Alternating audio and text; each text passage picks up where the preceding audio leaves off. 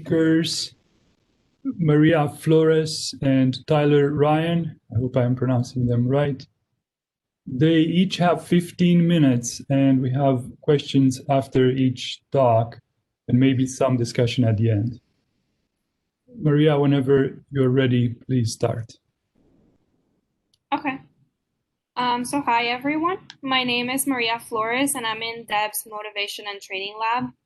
And I will be presenting the literature review that I did over the past year on my thesis on the effects of customer-related social stressors, emotional labor, and voice on attitudinal and behavioral outcomes. So the reason that I chose this topic was because throughout my undergraduate experience, I worked as a special education teacher aide and as a behavior therapist for kids with autism.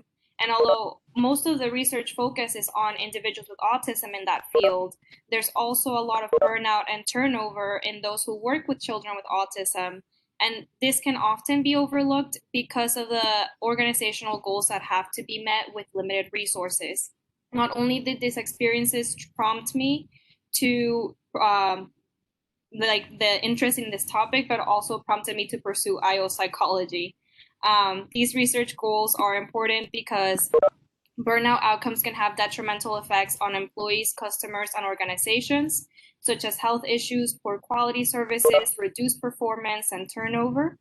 Therefore, it's important to extend previous research on antecedents and outcomes of burnout to better understand this phenomenon and provide better detailed advice to organizations in how to recognize burnout symptoms early on, why they're occurring, and how they can stop and prevent them from happening before employees start to express negative attitudinal and behavioral outcomes.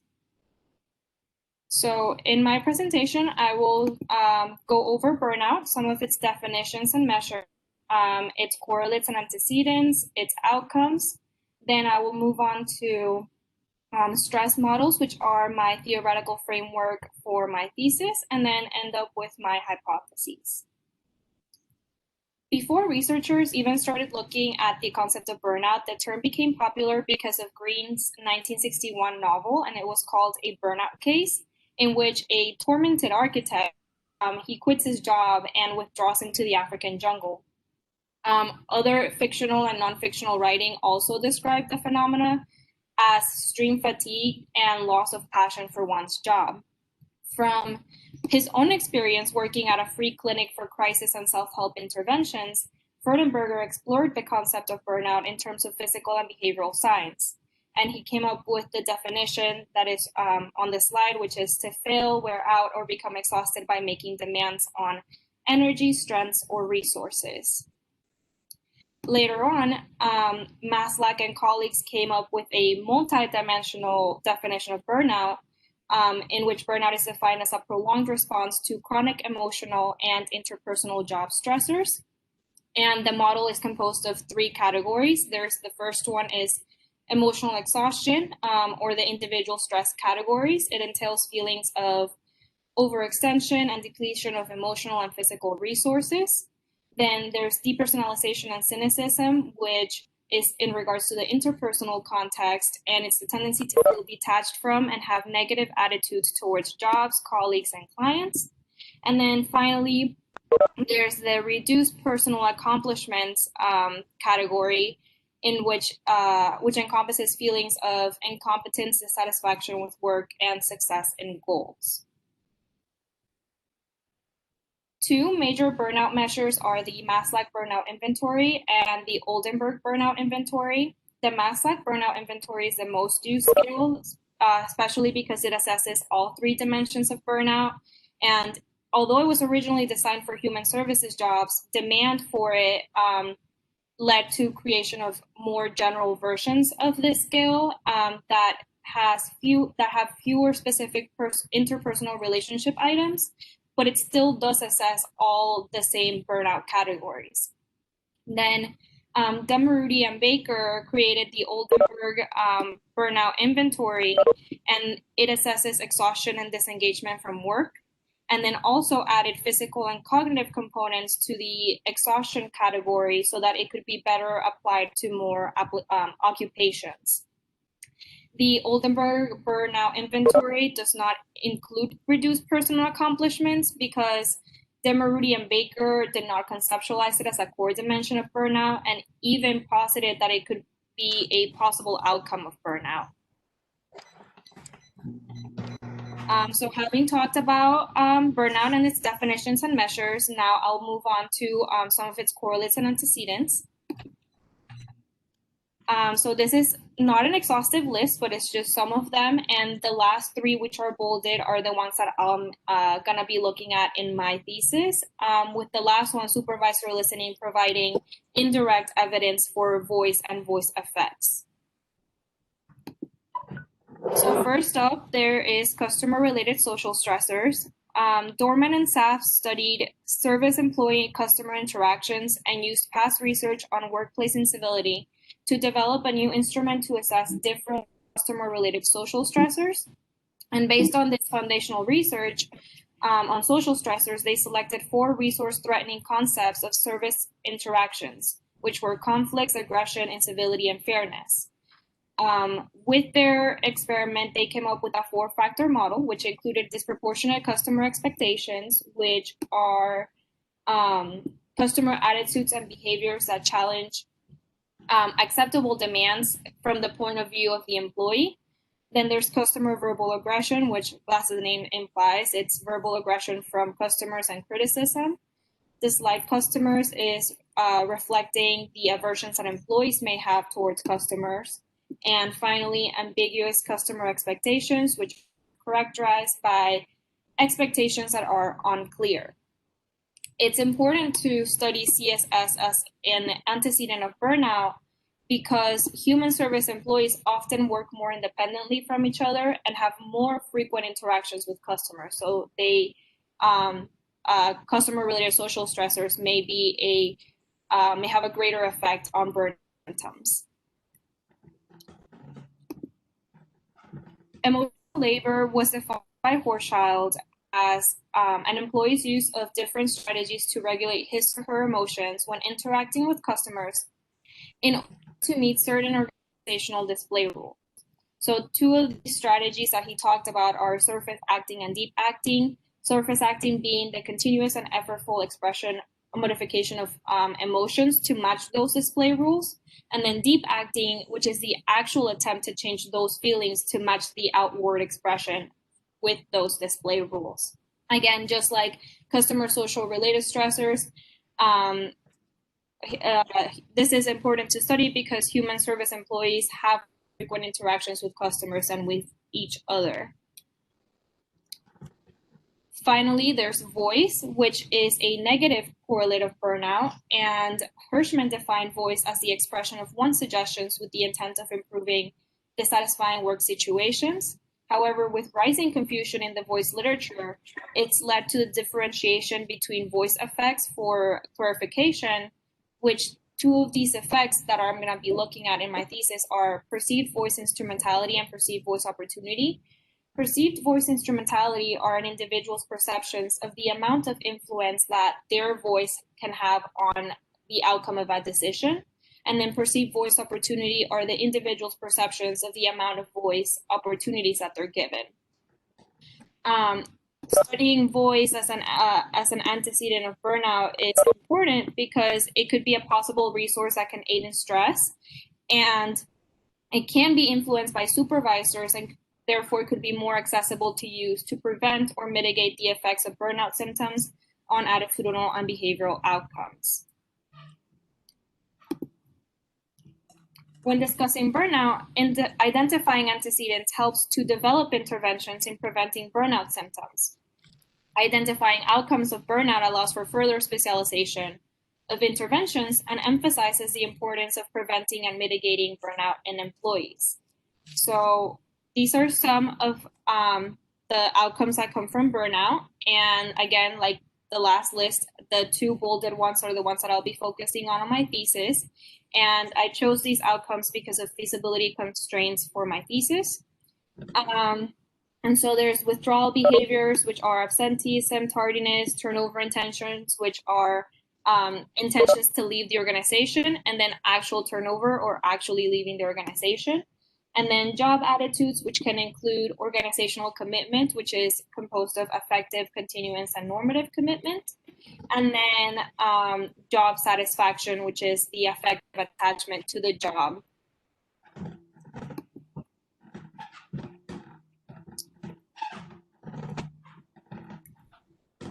The burnout models up till now that we've gone over define and describe burnout based on describing its antecedents and individual symptoms, attitudes, and behaviors. Relations between antecedents and outcomes of burnout can be further explained through stress theories. Stress has been conceptualized in multiple ways throughout the years. Hopful's conservation of resources theory, the theoretical framework for my study, is based on multiple models of stress, including stimulus-based models, event perception, perspective, and person-environment fit models, and transactional models. Core theory integrates and considers both the environmental and internal components of the stress process, and under this theory, relations between burnout, its antecedents, and outcomes can represent a process in which burnout and organizational attitudes are resource depletion and stress responses, and antecedents can be demands or resources. Furthermore, core is based on individuals' tendencies to retain, protect, and build resources. And there are 4 types of resources presented by Hopful. There's objects such as housing and tangible benefits, personal characteristics such as personality traits and skills, conditions such as tenure and status, and finally, energy such as time, knowledge, and money. The conservation of resources theory posits that stress could result from 3 different things. There's first up the threat of net loss of resources, the actual net loss of resources, or the lack of resource gain following a resource investment. Therefore, individuals who have fewer resources will be more likely to experience stress and even burnout when those resources are threatened by stressful events or demands, and because not having enough resources to invest. So finally, moving on to my research questions and hypotheses. Past research has found confounding evidence for mediating relationships regarding customer-related social stressors, emotional labor, burnout, and turnover intentions. So my study will test the indirect effect that CSS may have on withdrawal behaviors and job attitudes through burnout. And under core theory, CSS will act as a stressor that can threaten the loss of resources or result in the actual loss of resources. Burnout will act as resource depletion, and job attitude withdrawal behaviors are the responsive outcomes of both of burnout and CSS. Then my second hypothesis is to test the indirect effect of emotional labor through burnout on job attitudes and withdrawal behaviors. And again, just like hypothesis 1, emotional labor will be a stressor that can threaten resources, and especially in service work that requires the constant use of emotional coping strategies.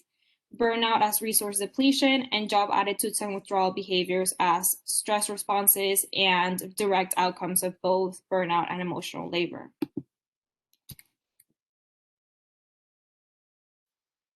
Finally, I have my 3rd and 4th research questions. Past research on procedural fairness has provided indirect evidence for the relationship between voice effects and burnout, job attitudes and withdrawal behaviors.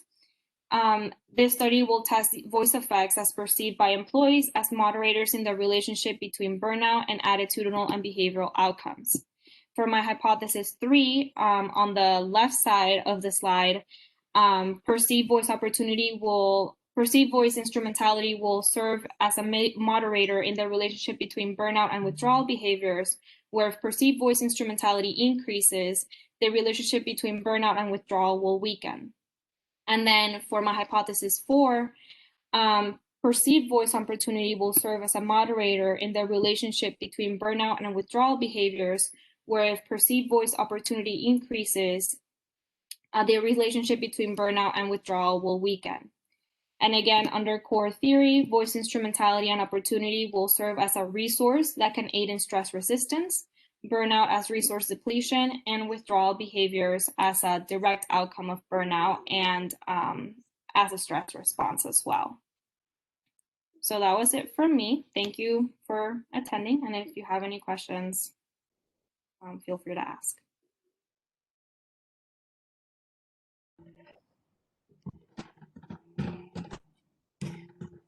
Hey, Do Maria. you have any questions? Yeah, it's Valerie. Hi, I didn't raise my hand. I should have. Didn't follow the kit. Sorry about that. Maria, can you give me the history of the construct of voice? And I raise this not because there's anything you should do about this, but I do want to identify a conflict with the basic research literature in the construct that you're using. Okay, so what is your question, Val? So where did this notion of voice come from, and your operationalization of the voice issues? Where is that from? Hirschman and Avery and Quintus, or where's it come from? Okay, so the first person who really brought up voice was Hirschman in 1970. And there's also the Farrell model of 1983 that includes the exit, voice, neglect, and loyalty model. And so it's different responses that to dissatisfying work situations. So it just categorizes these responses into different categories. And the thing is that voice is voice behavior. So it's just the act of voicing your concerns. But then with what they were seeing with the scales is that the scales were testing something, like they were testing the voice itself, voice behavior, but they were also testing other things that were not really voice behavior itself. So there's voice instrumentality and voice opportunity, as well as perceived voice instrumentality and perceived voice opportunity. So it doesn't make clear. No, it's not that it's unclear. It's funny that this would come up because in a proposal defense, just prior to this, the same sort of issue arose. So I think it would be more clear if you could say something like voice behavior instrumentality and voice behavior opportunity. And let me just tell you why. And it's really not so important that you change the words that you're using, but that you understand the conflict with another literature entirely. Okay. and the social science, anthropological, linguistics literature talks about voice as referring to the community that you are appealing to. So, am I speaking right now with the voice of a professor, or am I speaking with the voice of a middle-aged housewife? Or am I speaking with the voice of, I don't know what, I'm making stuff up here, pet parent? So in the anthropology literature, and the person who's most associated with this is Wertsch, W-E-R-T-S-C-H. This notion of voice really means what community of practice are you adopting when you're speaking? And I think what's happening in this study is that the community of practice that you're representing is frontline workers. Yes. So I think it would be helpful because, someday you're going to graduate and you're going to go out into the real world and you will encounter anthropologists and they will find this notion of voice a little bit confusing. Okay. So you might want to think about how you describe this construct, or at least tie back to the original articulation of this a little more clearly than you did in the pitch, in the presentation that you gave. Okay, thanks, Val. Mm-hmm. Other questions? I have a question. This is Ani. Yeah, so when you were talking about the resource thing for the stress models, and maybe you covered this already, but when you talk about how emotional labor can lead to a depletion of resources, so like, does this theory talk about like what kind of resources? Like, do they also refer to like, I don't know, what would be an emotional resource or something like that? Yeah, so in the case of emotional labor, I would put that in personal characteristics or even conditions. It's not they do not explicitly talk about how emotional labor can lead to depletion of resources. It's just a way to it's a different way to explain what's happening with how emotional labor can lead to burnout. So it's not that it's been explained before, it's more so another explanation of how we are arriving to that place. Does that make sense? Right, yeah. So like kind of how emotional labor would lead to stress according to this theory would kind of be like maybe the amount of time or like emotional effort you spend on a task, and then you don't get, you know, a reciprocal like uh, you know gratification for the amount of emotional labor you put in, and that leads to stress, something like that. I remember that. Exactly. So you're using your own resources and you might not be getting anything in return, again, because you're dealing with customers and they might not, like you said, the gratification. So you're using up your resources while also not getting anything back. And so you're completely depleted, and that may lead to a stress response, in which case an extreme stress response would be burnout with the whole resource depletion. And then that could lead to the withdrawal behaviors. Right, okay, thank you. No problem. Other questions?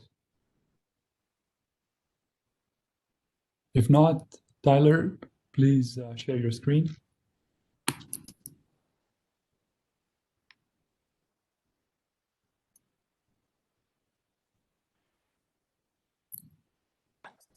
There we go. All right. Hello, everyone.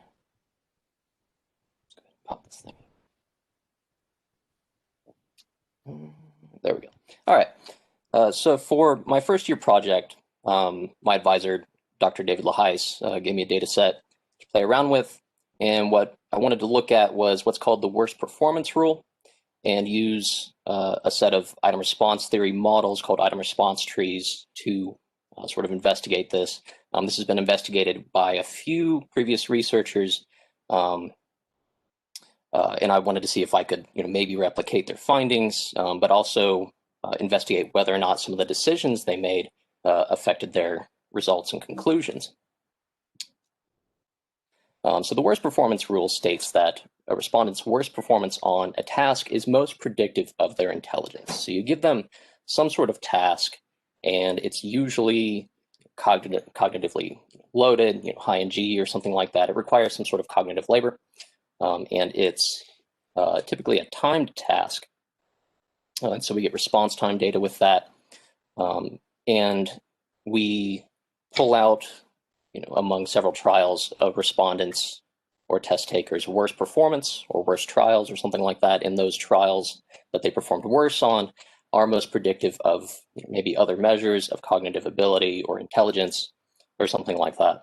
And this is pretty unexpected from maybe a classical test theory perspective, which kind of states, this is going all over the place, which kind of states that, we have,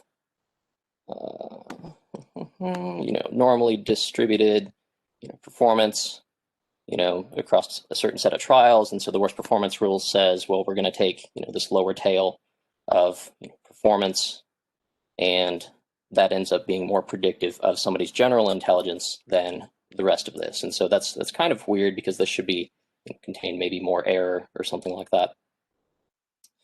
So some explanations for this. There's a theory of attentional control.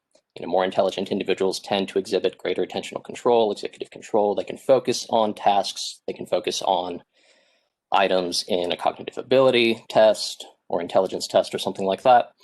And their slowest performances are measuring some sort of additional variance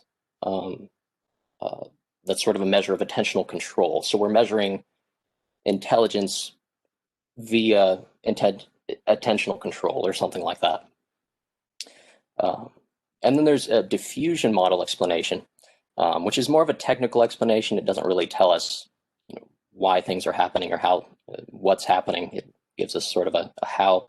In a diffusion model, you have accumulation of evidence. So somebody gets a problem, gets a task, and they accumulate evidence from their environment, or they think about it or something like that. And eventually they come to a decision where they have enough evidence and they can respond in a certain way. And so this drift rate parameter in this model is largely responsible for the response time distributions that we get.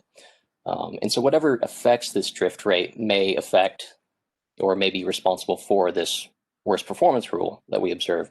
But this can be affected by, again, attentional control, working memory, intelligence, if those things are measurably distinct.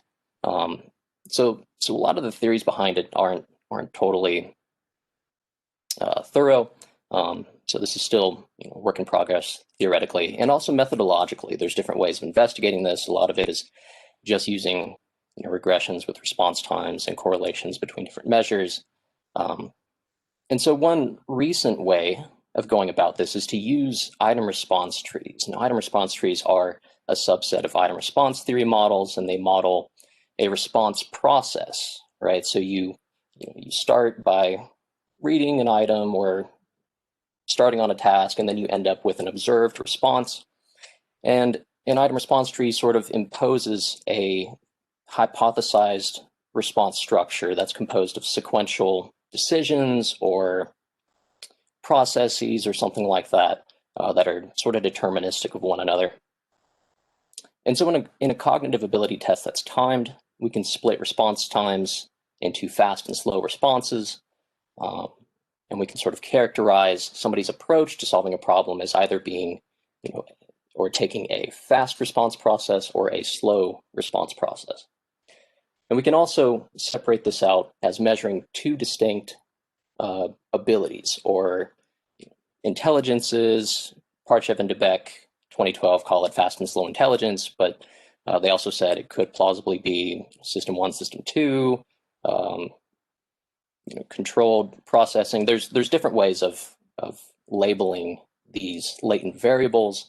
Latent variables don't come with labels, so it's kind of up in the air what exactly we're measuring here. But with this framework, we can, they tested a few hypotheses, and one thing that they found was that we can measure separate abilities, separate intelligences or something like that. And we also find evidence in their paper that people can take one of two routes, a fast or slow process, that are distinct from one another when trying to solve some sort of problem or perform some sort of task. And so creating these models, what we do is we get response time data, typically log normal or gamma distributed or something like that, and then we have to discretize it, right? So it makes me anxious thinking about that, but we discretize our response times, typically with a median split, into fast and slow responses. And from that, we can categorize their response accuracy. Did they get this item correct or incorrect? We can categorize those into fast inaccurate or slow inaccurate responses, right? So we take our observed response time data and we take our correct, incorrect accuracy data, and then we can create three what we call auxiliary items or pseudo items based off of these two different observed items. And then we can impose a latent factor structure on these auxiliary items here. So in the first node or the first pseudo item here, we say that people either respond slowly to an item, and then depending on if they respond quickly, they say, well, when they're in this fast response process, did they get it right or wrong, right? And so that would characterize the fast accuracy node.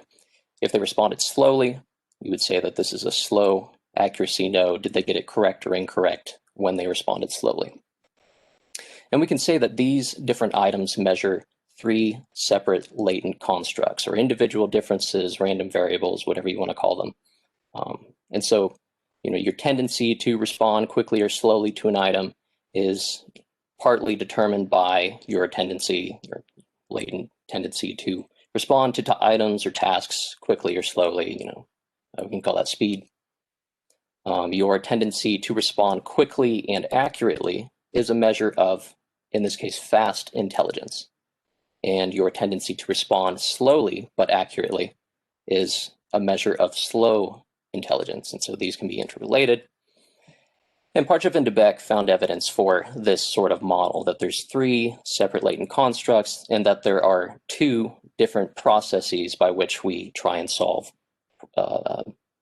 cognitive ability problems or tasks or something like that. And so this would be, a 3-person parameter, 3P, and a 3-item parameter, 3I model. So there's 3-person parameters: slow intelligence, speed, and fast intelligence. And then we have 3 different item parameters. They would be difficulty parameters. So how hard is it to respond to this first item quickly or slowly? How hard is it to respond to this item quickly and accurately? And this one, how hard is it, to respond to this slowly and accurately? And we can constrain this model so that the response processes down here are the same thing. We say that there's no real difference between responding quickly and responding slowly.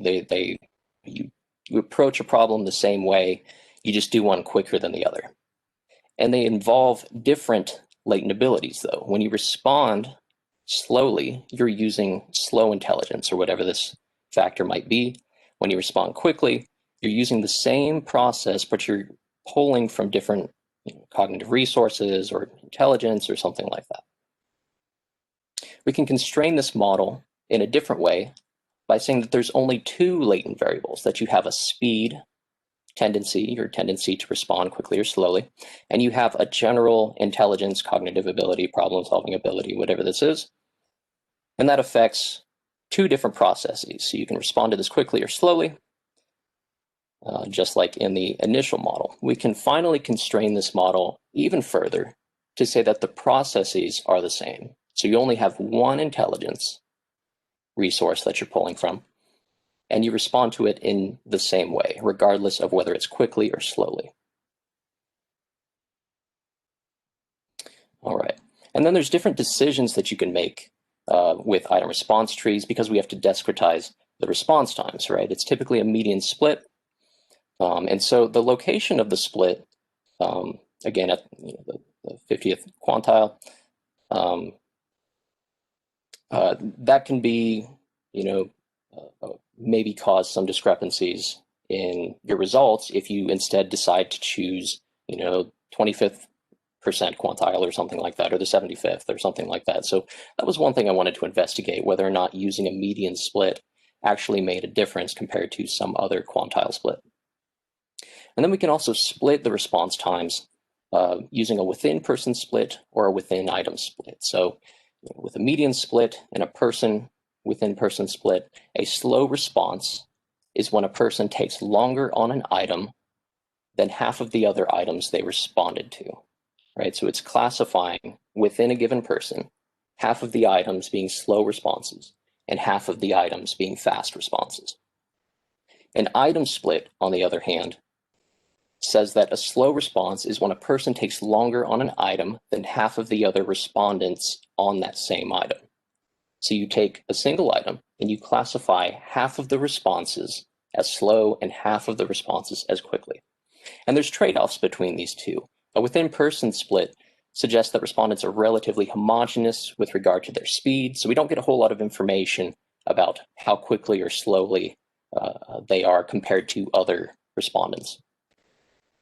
On the other hand, a within-item split suggests that items are relatively homogeneous with regard to speed, so items don't necessarily, within this model, lead somebody to respond quicker than some other items do. So this may be, a limitation of the model, which is why in the past few studies, a lot of them have modeled both within and within person and within item splits to see if there are any differences. And so the paper in the study that I'm largely drawing from is Ditrapani et al. 2013. Ditrapani, I think, graduated from OSU in 2018. And he found instead a single intelligence factor. So Ditrapani used a 2PL model instead of a 1PL model, right? So Ditrapani used a 2PL model. Parchev and DeBeck, previous research, used a 1 parameter, which only had a single item parameter, a difficulty parameter. Ditrapani said, well, we're going to include a discrimination parameter, and we'll see, if that makes much of a difference. And also the discrimination parameter might give us additional information about what's going on as far as whether or not there are 2 processes involved or only 1 process involved.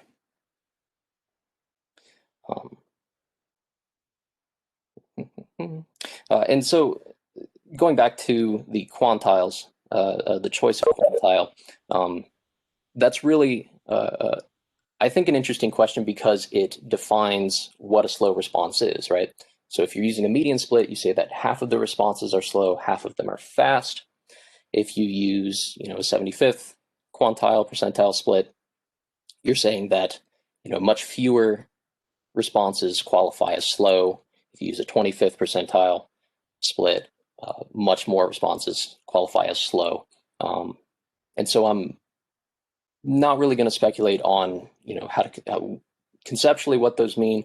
I'm more interested in whether or not the choice of split results in different conclusions as far as choosing which model fits and which model does not fit the data. So for the present study, I wanted to explore the effect of reaction time split on model fit. So there's 4 models that I went over a few slides back.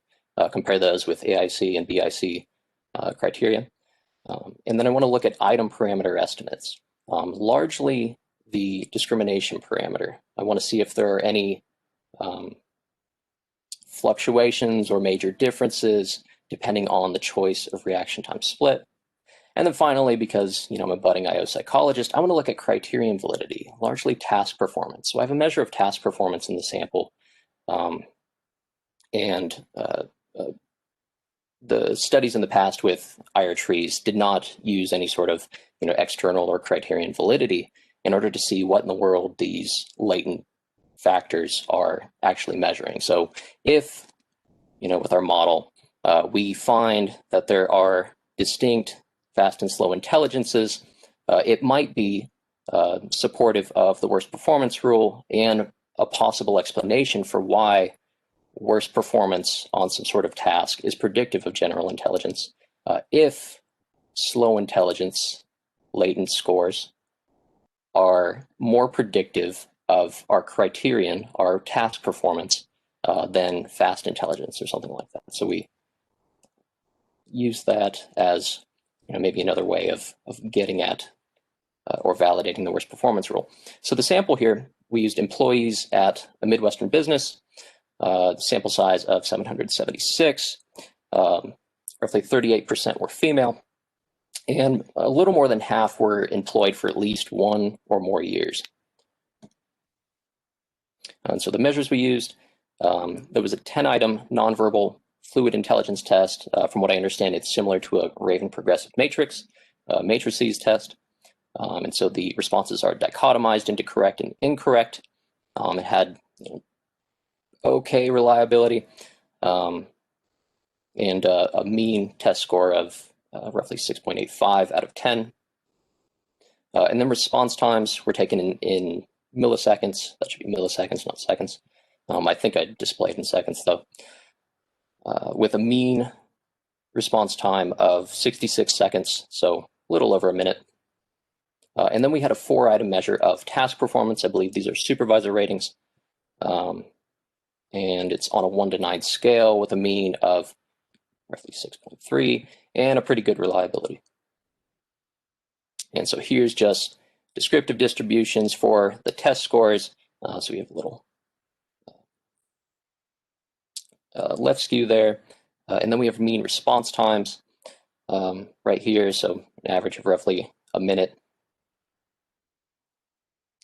All right, and so for model fit, so what I did was I fit models for 9 different splits. So I did quantiles ranging from 0.1 to 0.9 with intervals of 0.1. And then I also did within person and within item splits. And so what I want to do, and so for each of those data sets, I ran 4 different models. And so what I want to do is compare model fit within split and within response time split, person split versus item split. And so I want to know, does the choice of response time split matter? Does the quantile split matter? Does person versus item matter?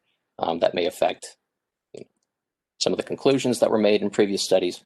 And so what I find right here, the best fitting model according to AIC, right here we have the quantile splits on the bottom.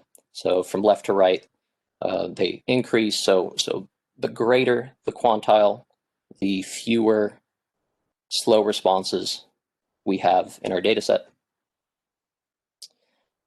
And then at the top here on the left side, we have within item split. On the right side, we have within person split. The solid blue line is the 3 latent factor, fast and slow intelligence, and 3 response process model. In the dotted blue line, we have the 2 factor, 3 process model. Solid red line, we have the 3 factor, 2 process. And dotted red line, we have the 2 factor, 2 process model. And so the best fitting model right here, and again, these are compared within a given split, right? These aren't comparable between different splits. They use different data. We can't really compare those with AIC. And so what we find is that the 2 factor, 3 process model fits the data the best. So this suggests that there's only a single intelligence ability being used, but respondents use this intelligence ability in 2 different ways, in 2 different processes.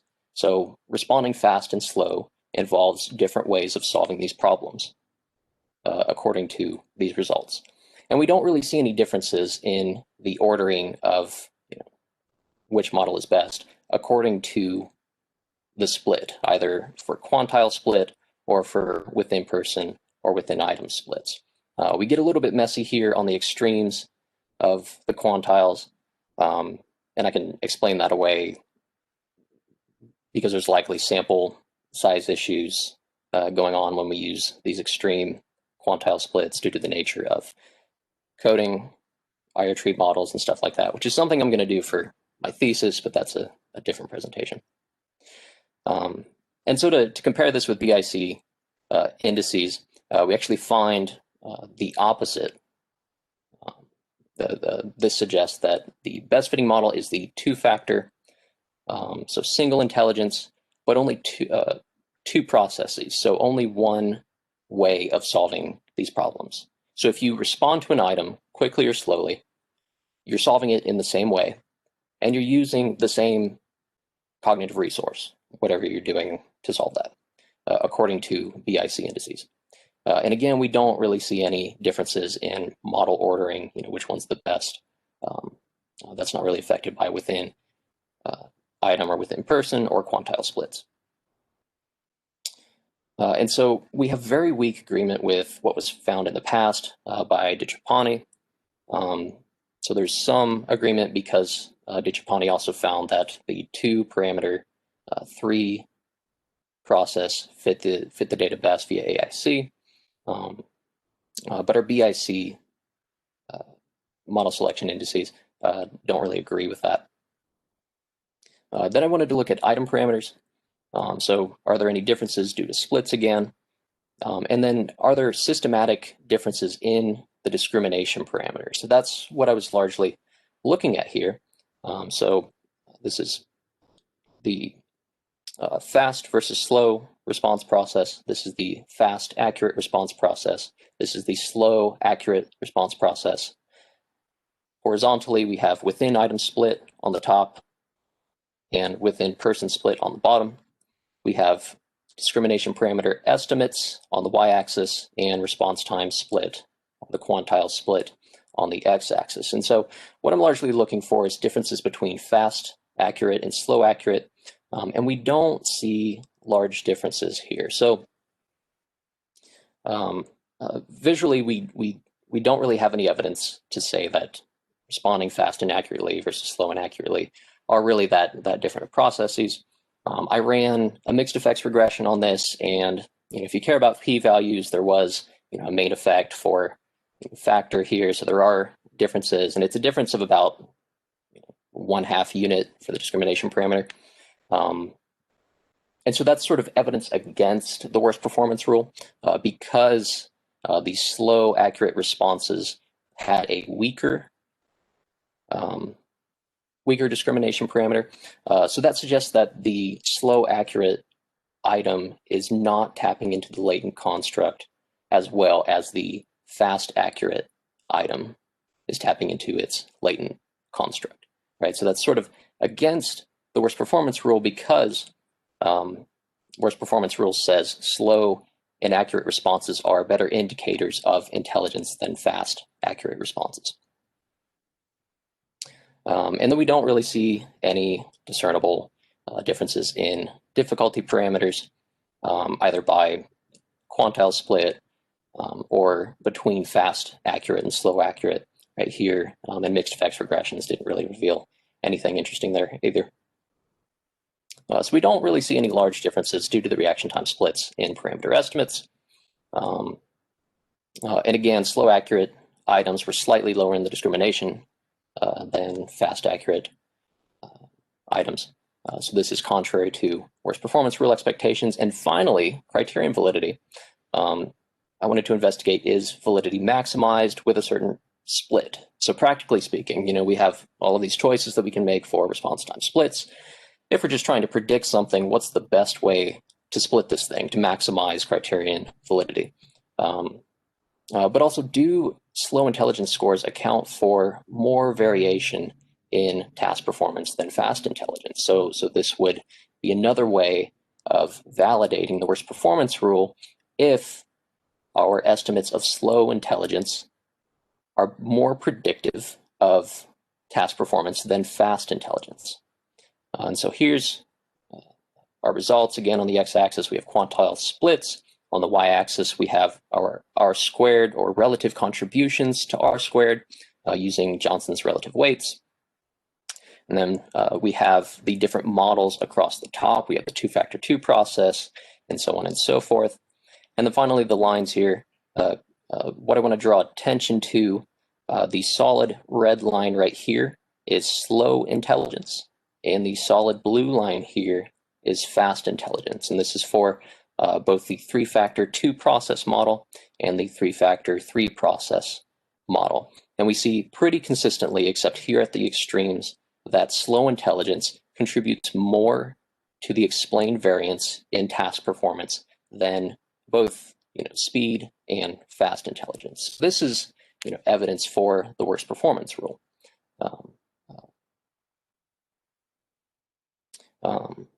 Yeah, so validity in general is pretty low. So if you sum up, the relative weights for these, that would give you R-squared, and R-squared, if you look at the scale over here, it's pretty low. It's around 0.03. So in general, this Raven matrix test isn't that predictive of task performance, the way these things are measured. But we do see that splits don't really make much of a difference, right? So depending on quantile split or depending on within item versus within person, we don't see that large of a difference between these two. Maybe within item split gives you a bit more of a discrepancy between fast and slow intelligence for how much they account for in R-squared. But I wouldn't say it's enough to put a whole lot of emphasis on that. And then slow intelligence had a higher relative weight than fast intelligence. So again, we have modest to weak evidence for the worst performance rule. But this is kind of cool because nobody's done criterion validity for the worst performance rule with this modeling framework. So some of the conclusions.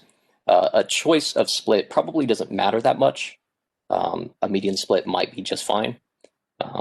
You probably shouldn't choose an extreme quantile. There could be estimation issues, which I'm hoping to do my thesis on.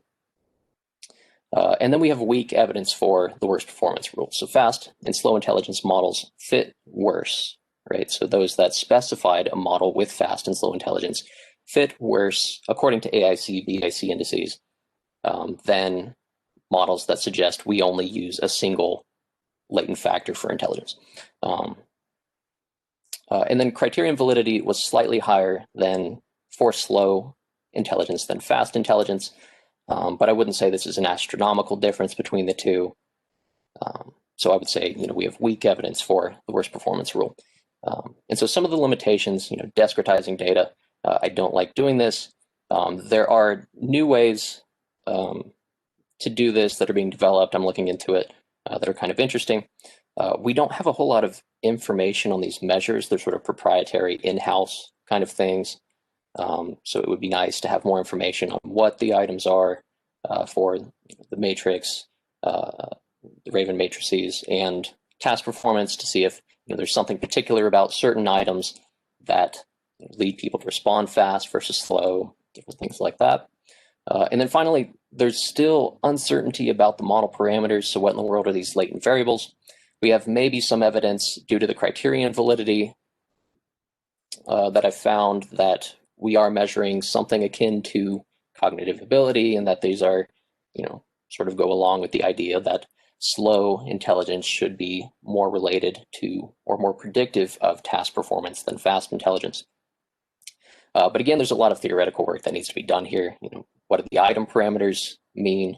That's still something that needs to be investigated further. So future research, some of the things I'm looking into, response mixture modeling. So instead of choosing a median response to split response times on, we use some sort of stochastic classification to group responses into fast and slow groups. So instead of me choosing, I let the data choose. And then I want to compare other IRT models for response time. So there's log normal, diffusion, LBA models, to see if these, as far as predictive validity goes, can provide something different than these IR models. And finally, of course, we need to have some sort of validation study. This was an exploratory study. I chopped this data up in 1,000 different ways to see what I could do with it. So again, I wouldn't put too much emphasis on these findings. This was an exploratory study, but it does give me some questions for future research. So yeah, any questions?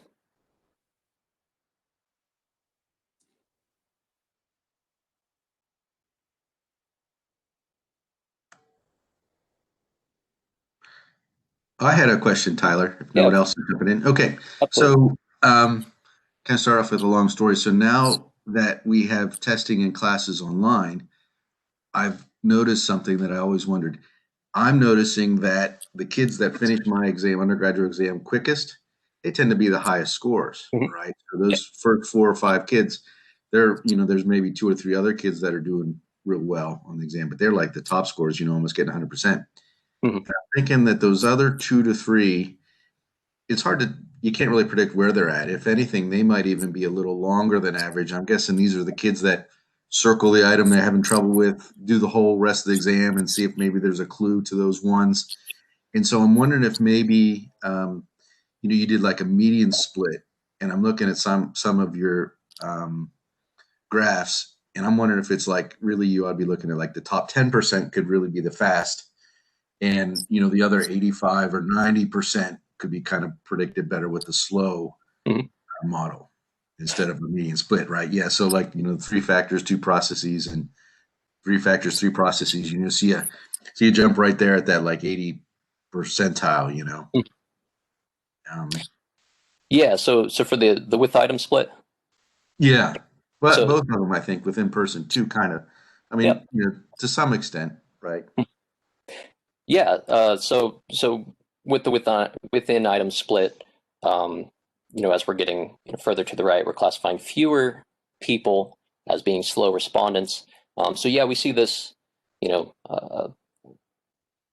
I guess that would be, relatively higher than some of the other points here. I wouldn't say this is very strong because we're talking about, a difference of like 0.003 between this point and this point. I will say there is some debate, and this is also talked about in some of the previous literature with item response trees and response times, is that we see, depending on the split, we see different correlations between response times and latent abilities. So if you do a within item split, I believe they're negatively correlated. So faster times equal worse performance or lower intelligence estimates. Within person, you get faster times equal better performance, more intelligence, or something like that. So the correlation between response times and ability estimates or performance is positive or negative, and there's still ongoing investigations, and different people are trying to explain why it might be this way in this context, but it might be different in a separate context. Yeah, it kind of seems like equifinality to me, in that you could get a great score by taking your time and being very diligent, right? If you're smart and maybe you just have language issues, or you could just be. I'm thinking those kids that are getting the top scores really quick. Yeah. They're probably really bright, and they probably have some of the best GPA at Wright State. And they're just, they're just really sure because they're really good. So I think it could be that. It seems to me that that's what I kind of see in your data. That there can be multiple approaches to get to the same result, and it might matter what type of item you're using to start with. Might really matter. Absolutely.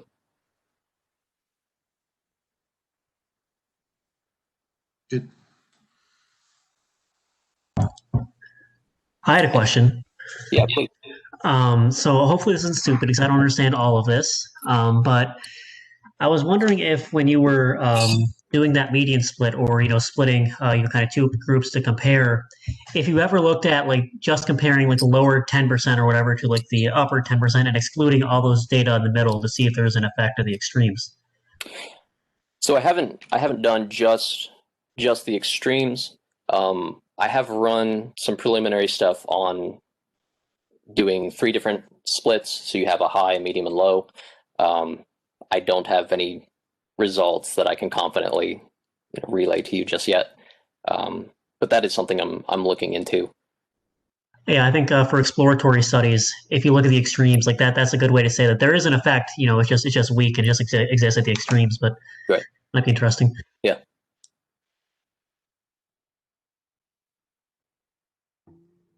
Anybody else? I have a question, Valerie.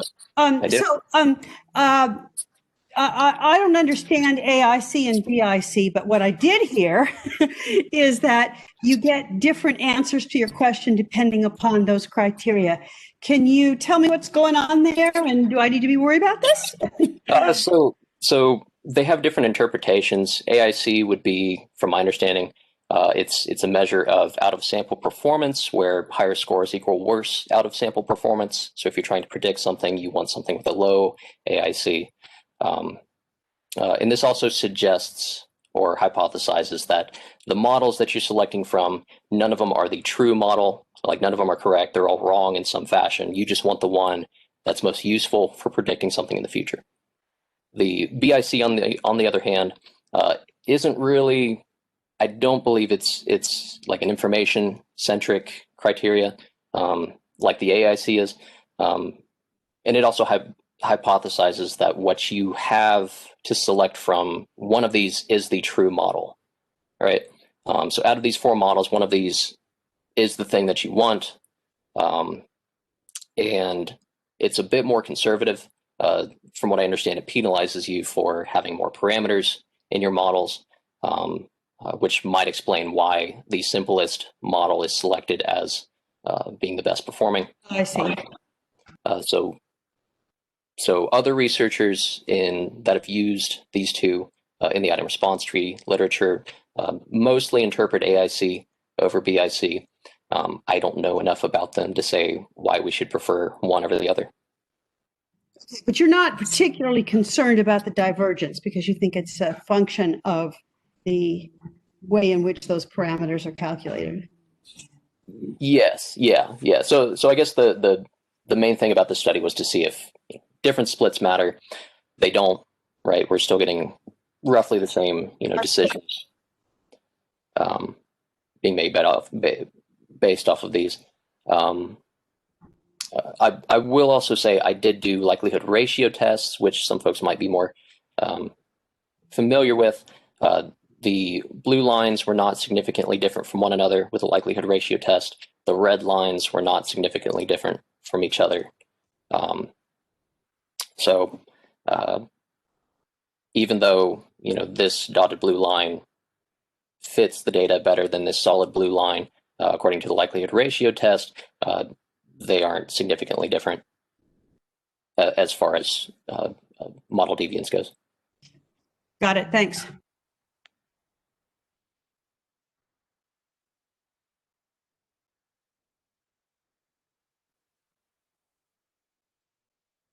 Anybody else? I think we're about out of time.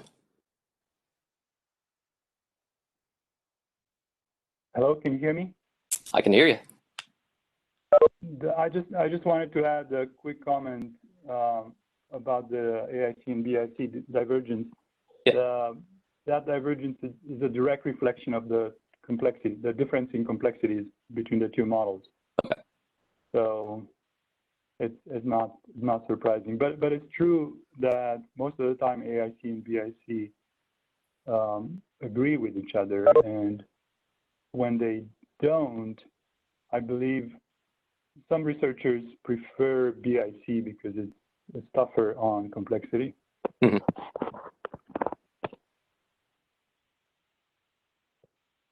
Do we have other? Yeah, go ahead. And I would say that just kind of leads me to think, well, we just don't have strong evidence to say one or the other. Right. Yeah. Do we have other questions or comments?